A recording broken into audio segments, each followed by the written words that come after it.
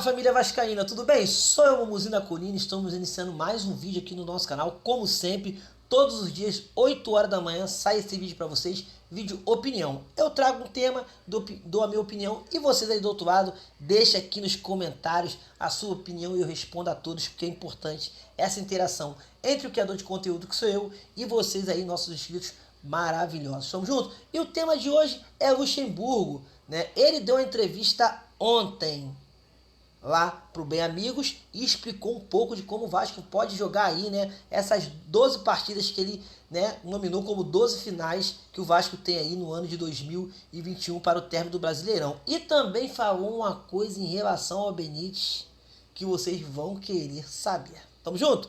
Essas e outras aqui no nosso canal do Mumuzinho da Colina, porque aqui, ó, nós falamos, ó, é de Vasco. Bora lá!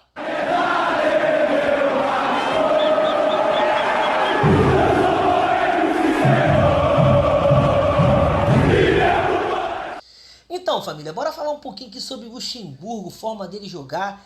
Ele trouxe ali, né, no Bem Amigos, até revelou bastante coisa de como ele espera que o Vasco joga, jogadores, posição. Ele disse que vai ter algumas modificações, Thales Magno nenhuma delas. Ele disse que esse menino não tem condições de estar voltando tudo que ele voltava na mão do Ramon e também aí na mão do Ricardo Sapinto. E assim, ele vê muito ele mais centralizado e jogando do meio para frente, que aí sim ele vai ser bastante útil aí para o nosso Vascão da Gama. E falou uma situação do Benítez, que daqui a pouquinho a gente vai falar sobre isso, que é a segunda parte aí, né, o segundo bloco aqui do nosso vídeo de opinião. Mas bora lá, ele disse muito em relação ao time compacto, aquele time que tem um meio campo que possa ser bem marcador, mas que seja um meio campo leve e que saia em transição rápida, para essa bola chegar mais rapidamente aí, né, no nosso atacante, que é o Germancano, que ele elogiou bastante.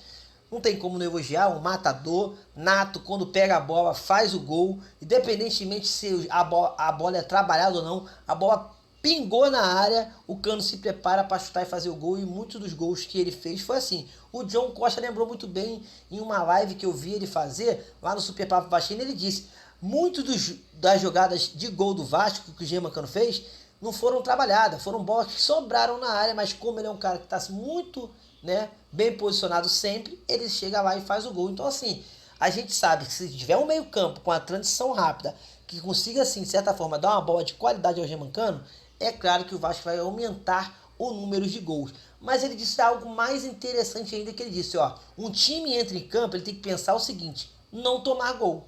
O início do jogo é não tomar gol e trabalhar essa bola. E aí vem a transição que a gente está falando do meio campo até o ataque, para que quando você não toma gol, você possa partir e fazer o seu gol. Porque ele falou uma coisa interessante. No momento que o Vasco vive, aonde ele está, na zona do rebaixamento, o psicológico dos jogadores fica muito abalado. E quando você toma um gol, você já imagina, vamos perder o jogo e não vamos conseguir sair da situação que nós estamos. Então é importante não tomar o gol e abrir o placar. Agora, se tomar o gol, também tem o seu efeito de fechar a casinha, igual ele disse, se resguardar, esperar o bom momento, fazer o contra-ataque e aí sim, de certa forma, ele ir lá e empatar a partida. Mas ele deixou bem claro que uma das coisas que ele vai fazer nessa passagem dele no Vasco é isso. Ele vai fechar a casinha, vai evitar tomar o gol e aí sim vai partir para poder estar abrindo para cá e quem sabe a gente poder estar ganhando algumas partidas seguidas, que é super importante para o Vasco, fazer no mínimo 9 pontos seguidos, para aí sim olhar para trás, deixar a zona do rebaixamento e pensar só para frente. Tamo junto? E o que eu queria falar em relação ao Benítez, bora lá. Ele deixou bem claro que sim, o Benítez tem uma possível volta ao Vasco, mas o mais interessante foi o que ele disse na relação da conversa que tiveram com o Benítez para ele voltar. Geralmente, quando vai se contratar um jogador, vai se pegar um jogador emprestado, o diretor de futebol entra em contato com o clube do jogador, conversa com o empresário, isso tudo, acerta e traz. Geralmente é assim. Mas foi o que a gente sempre disse aqui, né, no canal Mumuzinho da Colina, e outros canais também já falaram. O Vanderlei é um cara que ele não ocupa só a posição de técnico. Ele é um cara que tá, sabe, sempre olhando tudo. Ele tá conversando diretamente com o diretor técnico, ele conversa com o vice de futebol, ele vai lá conversar com o presidente.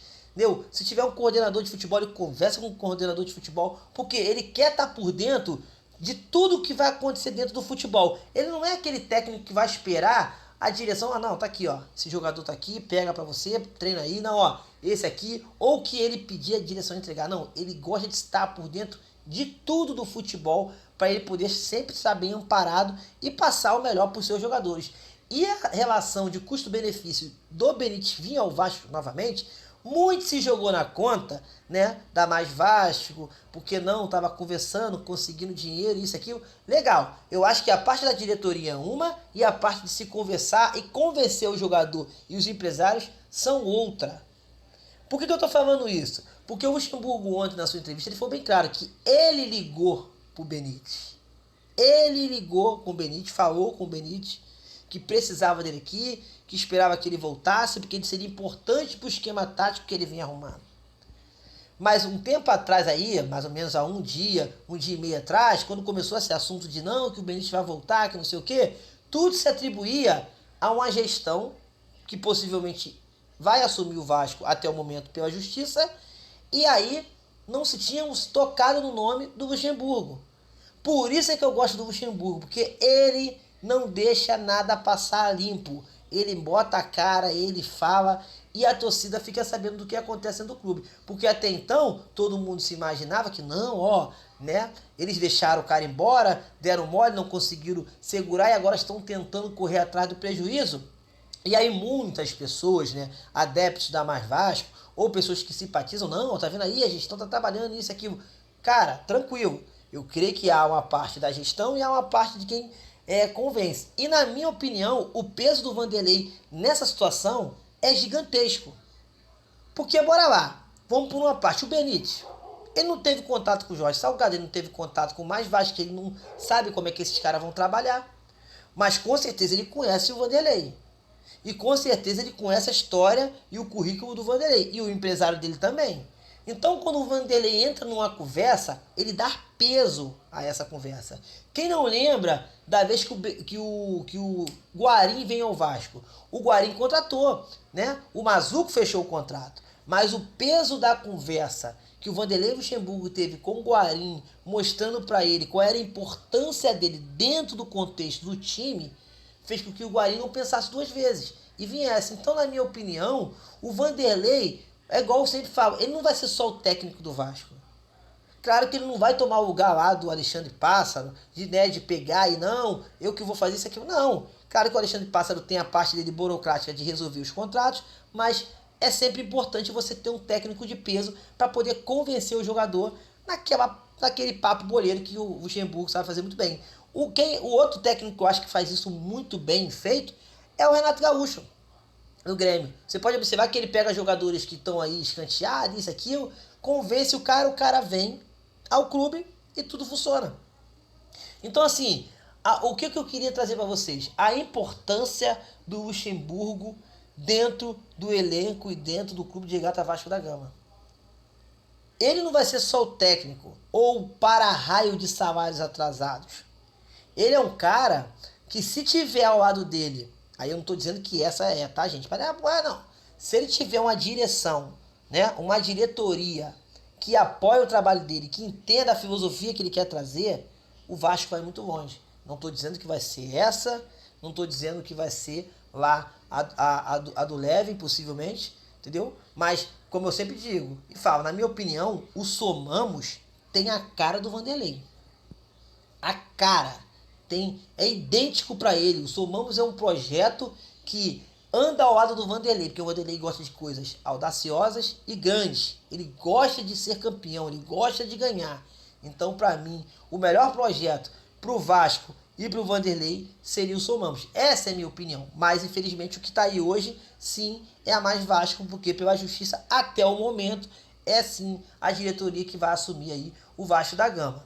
Satisfeito a gente está? Não estamos. Todo mundo sabe a minha posição e eu também imagino que a maioria que vê esse vídeo tem uma posição parecida com a minha também em relação ao projeto do Somamos e ao Levin Senna. Agora é aguardar, esperar, ver o que vai dar. Mas é importante a gente observar o quanto o Luxemburgo vai ajudar o Vasco. Não só dentro de campo, treinando seus jogadores, mas também ali nessa parte, né, administrativa, porque ele tem uma experiência muito grande em relação ao futebol. Tamo junto, rapaziada. Fiquem com Deus, espero que vocês tenham gostado aí, né, do nosso vídeo.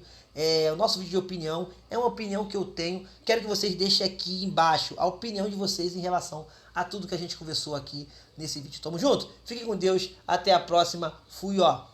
Um beijão, tenha um ótimo dia.